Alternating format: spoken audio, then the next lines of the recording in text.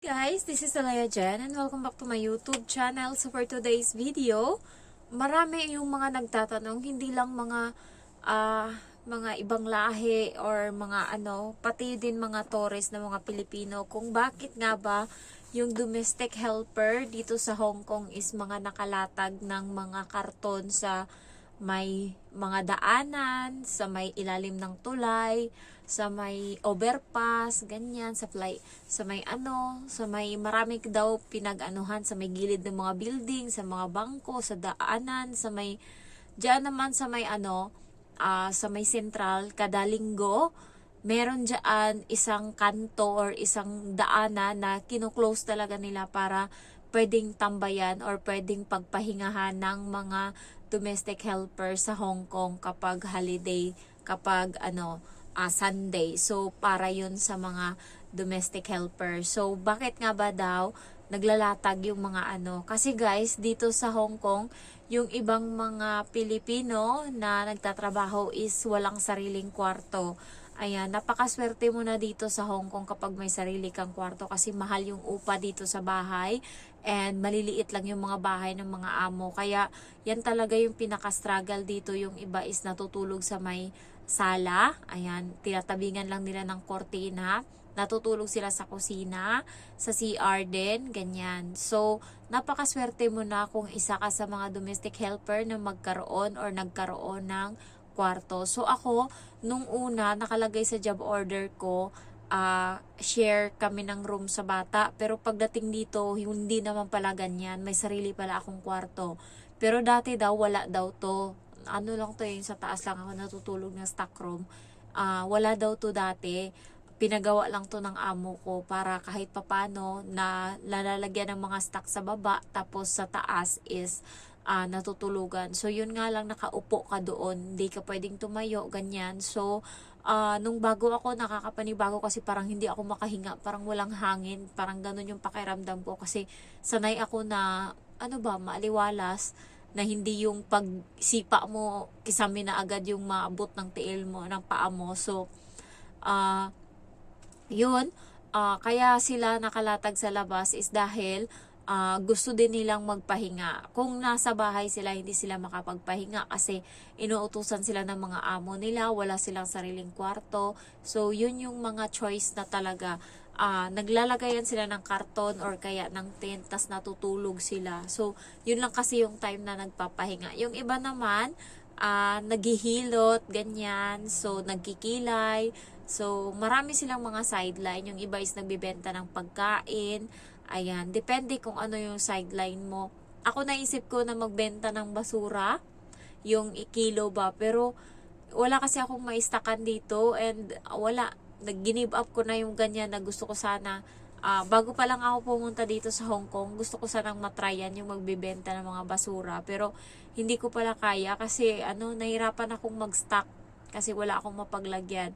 So, ang extra income ko lang talaga dito sa Hong Kong is yan, yung pagbablog tsaka yung pag may umutang sa bangko dati, nagko-commission ako pero ngayon matumal na yung ganyan, so focus na lang ako sa vlog and yun, mahirap siya kasi nga wala akong iba ng pagkakakitaan, hindi katulad sa Pinas na marami akong sideline doon. So dito is wala masyado. Pero sa online naman dati nung sa Pinas ako, nabubuhay ako sa mga paraffle sa online. Maswerte ako dyan, nakakakuha ako ng cellphone worth 7,000, ganyan. So, ngayon kasi hindi ko siya magawa kasi nga nandito ako sa Hong Kong. Yung mga time na nagra-raffle sila, may trabaho ako. Sayang nga yung mga entry ko dati bago ako pumunta dito. Nabubunot ako pero hindi ko na aanuhan kasi nga may trabaho na ako dito. So, ang talaga sa Hong Kong, kaya sila nakalatag sa labas is para makapagpahinga sila. Pag sa bahay kasi, uutus-utusan ka talaga at maliban pa doon, yung mga bata ba, pasawayan minsan yung mga alaga mo. Iistorbohon ka kahit sabihin mo na ayaw mo magpaistorbo, hindi mo naman yan pwedeng tanggihan. Yan yung nangyayari sa alaga ko dati. Tapos sabi kanina ng alaga ko, pwede ba daw sa holiday ko maglaro pa din kami. Tapos hindi ko siya sinagot. Yung nanay niya yung sumagot, sabi Hindi pwede kasi may pupuntahan din yan siya. Ayoko din naman, ayoko sa lahat yung day off ko, iniistorbo ako. Kasi yun na lang yung pahinga ako. Grabe, wala, grabe yung gusto kong matulog ng matulog na hindi ko magawa. So, buti na lang kamo dapat sa Sunday day o holiday. Pwede kasing mamili kung 21 or 25 ng December yung kukunin mo na holiday.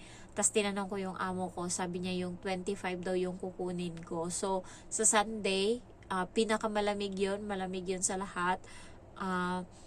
Hindi ako holiday. So, ayan, trabaho tayo and yun, kahit pa paano naman ngayong December may 2 araw tayo na holiday. So, yun nga lang, wala kang pagkain sa bahay kapag holiday mo. Kaya, lalabas ka talaga para kumain. Kaya, yung iba na mga nakatambay sa labas, nakaupo, nag-happy-happy kasi yung mga yan, nagbabanding sila, nagbi-video okay, umiinom, ganyan. So, yan lang yung time kasi na magkakasama sila.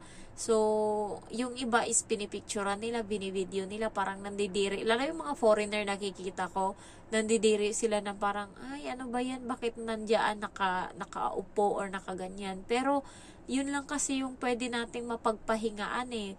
Sa park, ayan. Pero yung mga sa Central, sikipan yan talaga dyan. Nakita ko sa may ilalim ng tulay. Nakadaan ako doon parang 2 beses.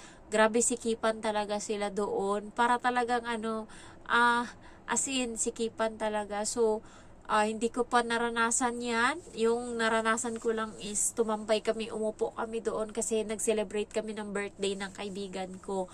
Pero yung tumambay doon sa maraming tao, hindi ko pa na-try. And doon daw guys, may mga daw yan sila, may mga toka-toka na, ay kami yan dyan yung nakapwesto, ganyan-ganyan. So pagka ganun, ibigay nyo na lang. Pagka yung nakikipag-away, yung mga luma, kasi ganyan yan sila, sasabihin nila, matagal na nilang pwesto yan, so hindi ka pwedeng magpwesto yan dyan. Ang gawin mo na lang, lumipat ka na lang. Okay na yung hayaan mo na sila, huwag mo nang yung sarili mo na sabihin mo na wala namang titulo nila yung lupa na yun, bakit inaangkin. So, huwag mo nang pahabain yung issue. Mas okay na may peace of mind ka, ganyan. Hayaan mo na, hindi rin naman yan magtatagal, hayaan mo yan sila. May makakalaban din yung mga yan. Yung sayo lang is, iwas ka na lang hanggat maaari. Nandito tayo sa Hong Kong para magtrabaho. Pero yung iba, pinapatulan talaga hanggang sa nag-aaway dahil lang sa pwesto nag-aagawan. So, ayun lang. Share ko lang sa inyo. Pagka naman kasi may tambay ako doon sa may park ng Central, doon ako umuupo. Marami doon pwedeng tambayan. Yun nga lang, yung mga nasa ilalim ng kahoy, may mga nagmamay-ari na talaga. So, so far naman, pag day off ko sa bahay lang ako, pero yung mga iba talaga is kailangan talaga nilang lumabas para makapagpahinga sila, meron silang peace of mind. So yun lang yung reason kung bakit maraming mga OFW sa Hong Kong ang sa labas nakaupo, ayan, pag day off nila, kasi yun lang yung time na pwede kang mahiga, matulog, ganyan. So ginagrab nila yon. And also kapag sa bahay ka kasi mauutusan ka, walang privacy guys. Pero ako mas gusto ko dito sa kwarto kasi nagsusulat ako kung ano-ano yung mga kinukuting-ting ko dito kapag day off.